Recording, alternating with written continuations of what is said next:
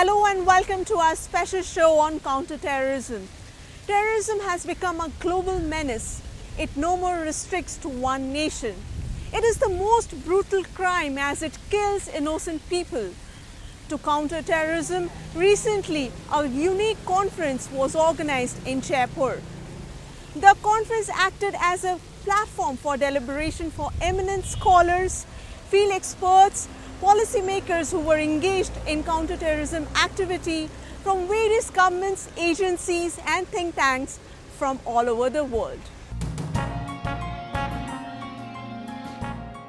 On the 26th November 2008, India's largest city, Mumbai, was shaken by a series of unprecedented brutal terrorist attacks. Several landmarks were hit whilst bombs blasted across the city, and the iconic five-star The Taj Hotel was besieged and set on fire. The gruesome Mumbai attack left a deep scar in the minds of every Indian. To address the issue of ever-growing terrorism, a three-day conference was held in Jaipur. The central theme of the conference was integrated approach to counter-terrorism. It was organized by India Foundation in association with the Sardar Patel University of Police Security and Criminal Justice. The Union Home Minister Rajnath Singh said that India has been a victim of cross-border terrorism for the last several decades and terror outfits do not recognize national boundaries. Terrorist activities are carried out through the networks spread over several countries. Therefore, there is no alternative but to build international cooperation to effectively counter terrorism. Since terrorist outfits do not recognize national boundary and acts of terror are executed often through networks spread over several countries, there is no alternative to forging international cooperation to effectively counter it. Such cooperations are required in the field of intelligence sharing to preempt terrorist threats. International cooperations are also imperative among the law enforcement agencies of different countries for post-event investigations to bring the terrorists to justice. Home Minister added that international cooperation is needed to build popular opinion and pressurize the countries which are using terrorists as their strategy asset. Addressing the inaugural session, Chief Minister Vasundhara Raje said India has vast experience in fighting terrorism and other insurgencies over a variety of terrain. Cross-border terrorism involving external and internal groups as well as various insurgencies have been active here.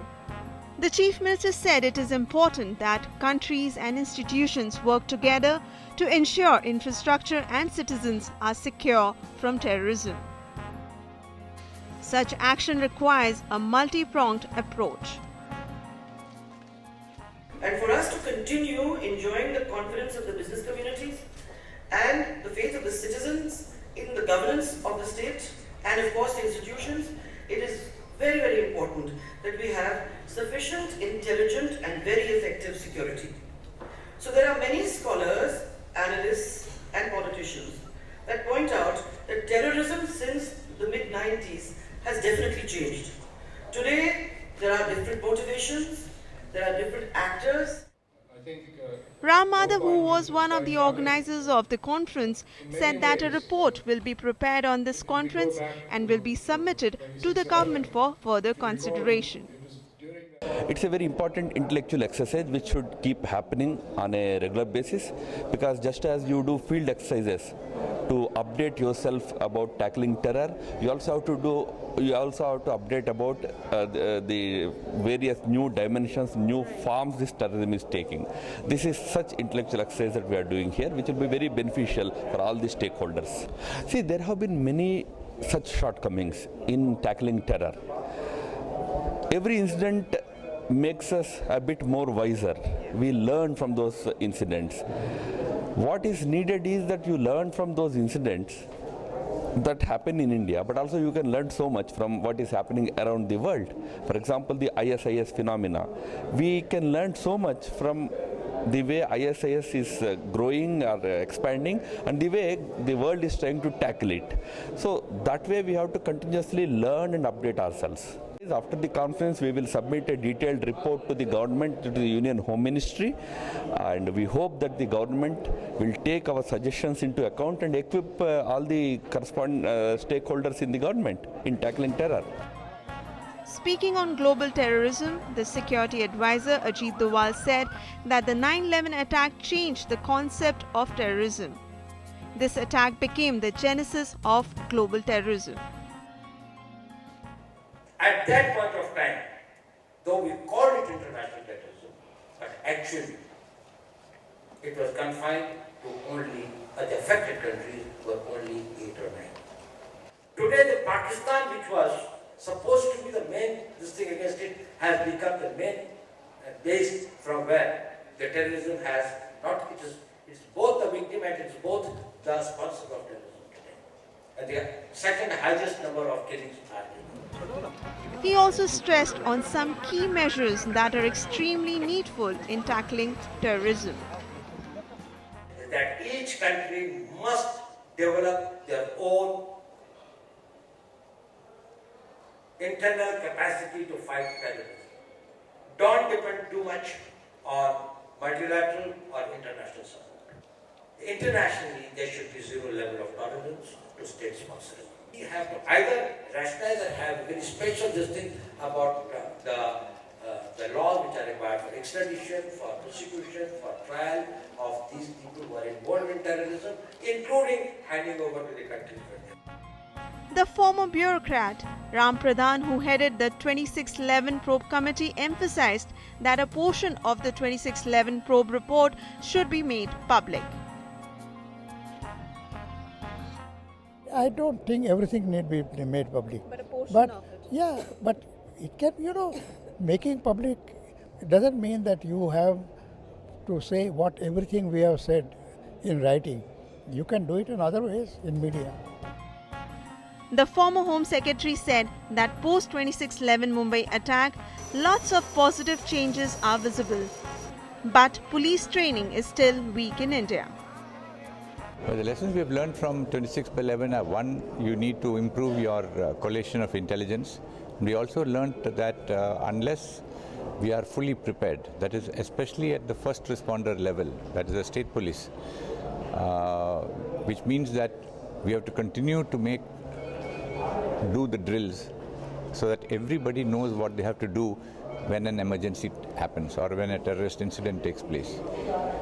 That is something which we have impressed upon the state police forces to do, but I am not fully confident that all of them are doing it. To give you an example, you've got a Force 1 in Mumbai, which was set up to do as the quick reaction team. Is the Force 1 doing regular drills within Mumbai itself?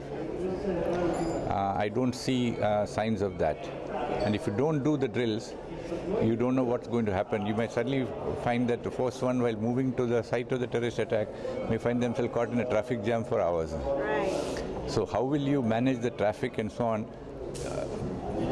Mumbai people will get some element of inconvenience, but you have to do this to anticipate problems that will arise. Training is still very weak.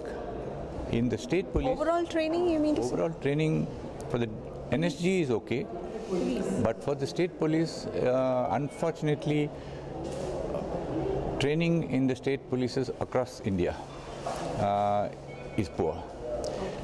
Because all over the state police forces, if you are posted to the training institutions, it's a punishment posting across India. Unlike in the armed forces where the best officers are sent to the training institutions, in the police they send the worst officers to the police training. Except in the National Police Academy where we make sure that somebody is.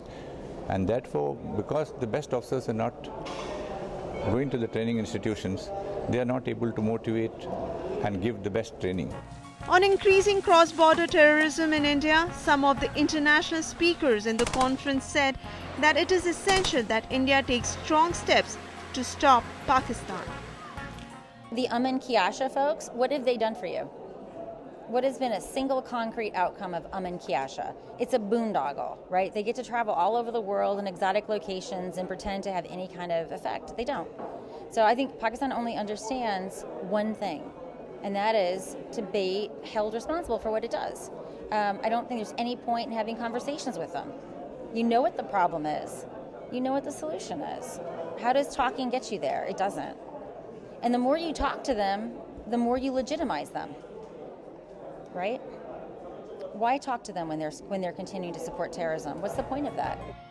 Emphasizing the need to beef up vigilance at Indian borders to stop illegal migrants, speakers at the conference stressed on strengthening security at borders. It is a big threat because India has, the estimate is 1.5 crore illegal immigrants.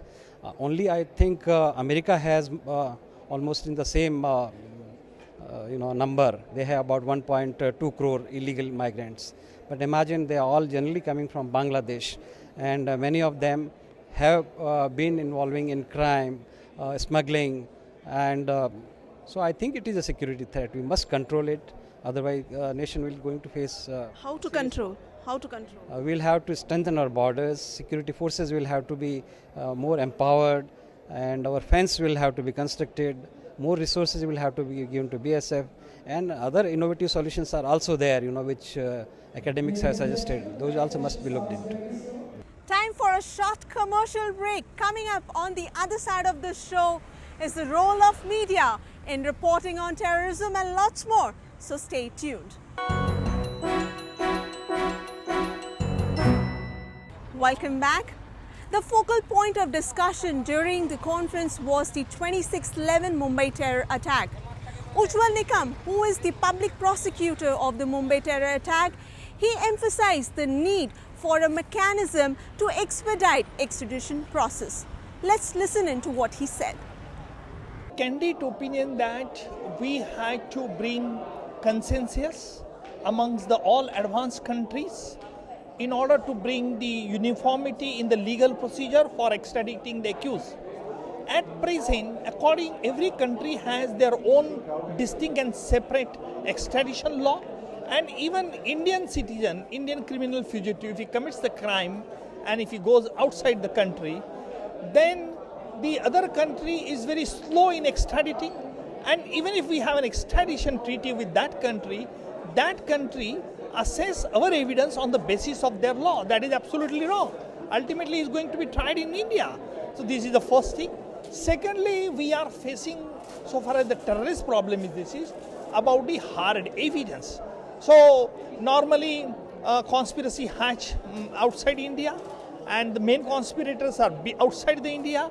So we must have a mechanism to bring these terrorists to the justice, and therefore there should be a uniform legal practice throughout all the countries, so that we can tackle the problem and the war against the terrorism even in the court of battle. Kasab was trained not only in handling the sophisticated weapon, but he was trained in all aspects.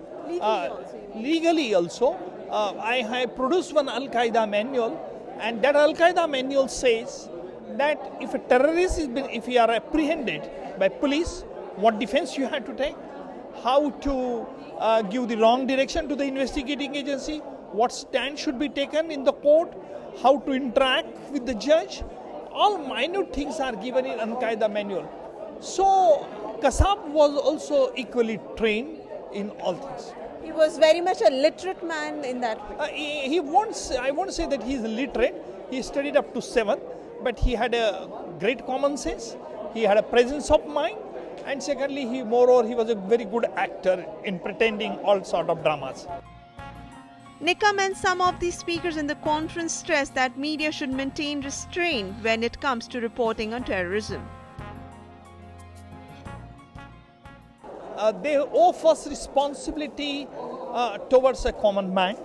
I won't say nation also, but media should be very careful and cautious in printing, in projecting anything, whether it goes against the social status of an the common man and even the country. We never serve chicken biryani or mutton biryani. That is a myth. But I just use that phraseology, mutton biryani, when there was a lot of sympathy was created in favor of Kasab. And just to destroy that sympathy, I told the media, yes, Kasab had demanded mutton biryani. Media had carried further story. Government is giving. Absolutely, Kasab was never given any mutton biryani. I know that some code has been evolved post 26/11 between the government and the National Broadcasters Association, which said that we will not telecast operations live, we will not glamorize terrorists, we will not do any phone calls or live phone-ins with the terrorists. But the proof of the pudding, as I keep saying, is in eating. Do we follow those codes which have been put in place, at least informally, if not under the law, in practice, is the question I have in my mind. Because very often when you have these operations happening, and as we speak now, there was an operation in Kathua in Jammu, where I believe the television channels were again telecasting the operations live. Now that is something that the media has to introspect and see. Speaking on de-radicalization, a fellow member from Oxford University said that counter-terrorism and de-radicalization go in tandem, and added that radicalization is induced by the states. I look at how, for example, in Britain, where I am at the moment, how the state has actually allowed different radical groups to operate in the universities. For example, Hizb ut-Tahrir has a free run in British universities.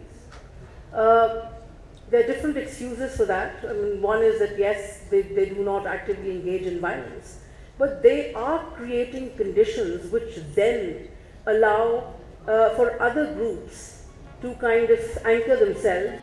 Can influence positively in bringing radically motivated people.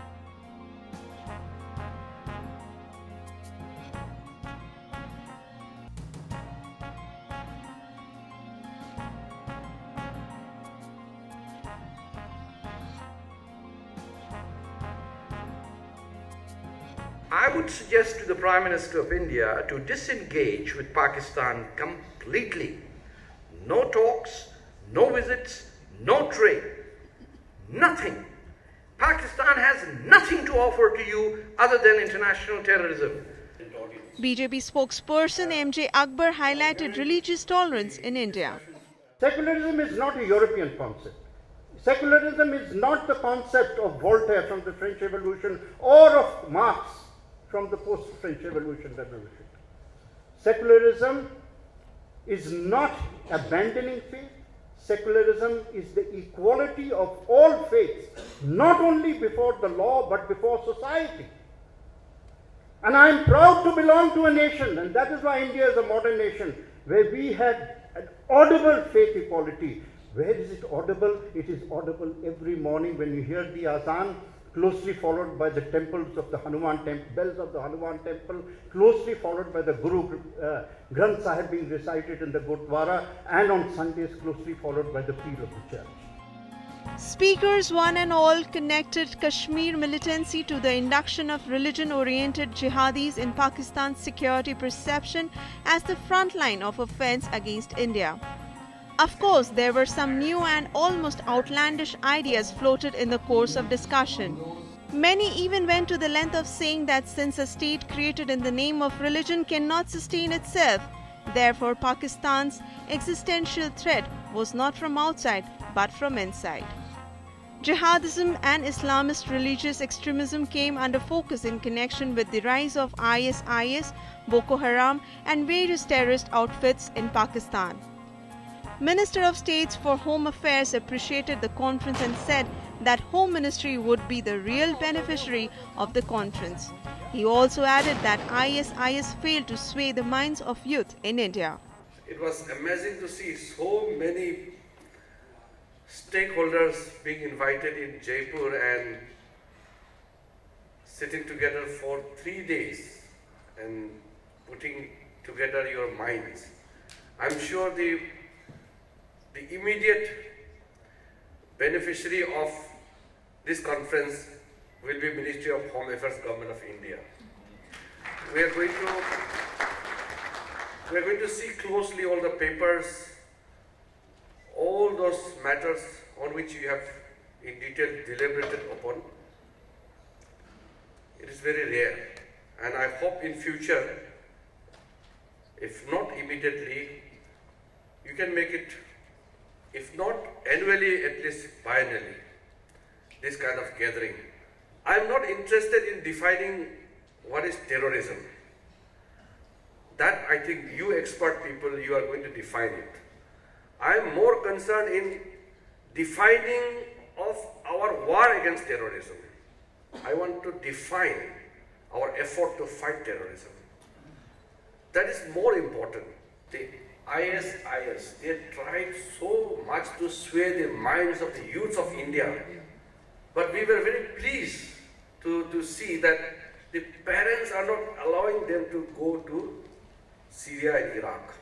The strong influence of the parents are containing these people. It's very encouraging to see. Otherwise, they make it so fashionable that the youth will just go. It's like a fashion. How they can indoctrinate so fast and so, easily. So it has to be a war which to be fought by the society. The organizers plan to hold such a conference more frequently. The biggest takeaway of this conference is that we had delegates coming from across the globe, and one could hear the different perspectives on issues affecting terrorism, and there was a congruence of views, and I think it will help us shape our new de-radicalization policy and take measures in the field of counter-terrorism. And in due course, we want to make it a periodic affair, and I think we will have more and more such conferences. Is that for the first time we are seeing a narrative where counter-terrorism is stepping outside the domain of just the state and is becoming a societal response, where we are thinking of new ideas of engaging academia, politicians, civil rights workers, and the whole gamut of society in coming up to work alongside law enforcement agencies. So I think by the way of this conference, what we have tried to do is to create this narrative for the first time in the country, and hopefully we'll build on this and take it to its logical conclusion, where as a society, we strengthen our society and our country to be able to respond to terrorism. Do you think this will help, such a conference will help in the long run to our government especially? I think this more than the government, this will help the country. And this will, as I said earlier, which will make the society a stakeholder in government's efforts to have a comprehensive counter-terrorism strategy. And if the people of this country decide to take a view on counter-terrorism, get involved in this fight, then suddenly, against a very small percentage of our population, which is the government, so whatever, 20, 40 lakh of soldiers, suddenly we will have 130 crores people of this country joined with the government in taking on. And then I don't think it should be much of a problem. The most important outcome of the deliberations were that all the speakers were unanimous in thinking that the time has come that all democratic and humanistic states should come together to develop a common strategy to counter terrorism, because it is threatening to the freedom of human beings. Thank you for watching the show. This is Poonam Agarwal signing off for DD News.